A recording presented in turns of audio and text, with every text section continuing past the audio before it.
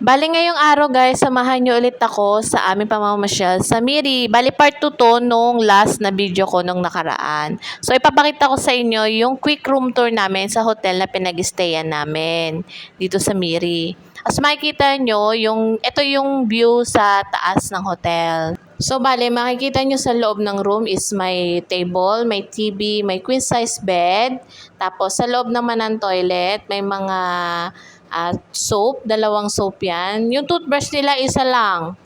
Yan, yung isa lang yung binigay nila. So, kahit siguro alam nila na dalawa yung mag-check-in, yun talaga yung binibigyan nila. Siguro pwede ka naman mag-request kung gugustuhin mo. So, bale, kumain muna kami dyan since may dala naman kaming pagkain. Nagdala talaga kami ng pagkain yan kasi alam namin baka abutin kami ng matagal sa biyahe. Baka mahaba yung pila sa immigration. Kaya nagdala na kami muna niyan. So, nagpahinga lang kami ng mga ilang oras pagkatapos namin kumain. Tapos, umalis na rin kami. Pumunta kami sa mall. Naligo lang si daddy niyan saglit, tapos bumaba na rin kami kasi nag-aantay na yung mga kasama namin sa baba.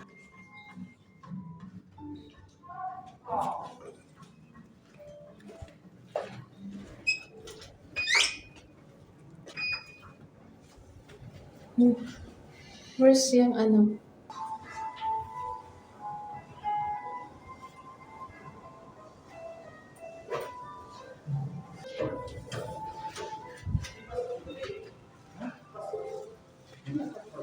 Bale, ang unang pinuntahan namin dyan is Bintang Mall. So, nag-ikot-ikot muna kami, nagtingin-tingin kung anong pwedeng mabili.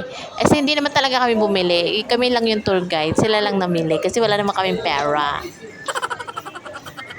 Nagkakatsawan lang din kami niyan kasi sabi namin wag maglalayo kasi hindi namin alam yung lugar. Baka mawala kami.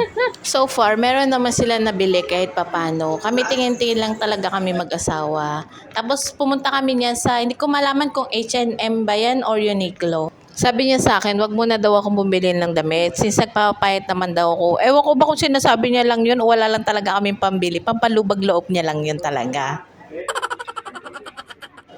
Uy, ang daddy, napatingin pa sa kabila. Akala niya siguro ako yun. Uy, pares lang kami naka-item pero mas maganda yan.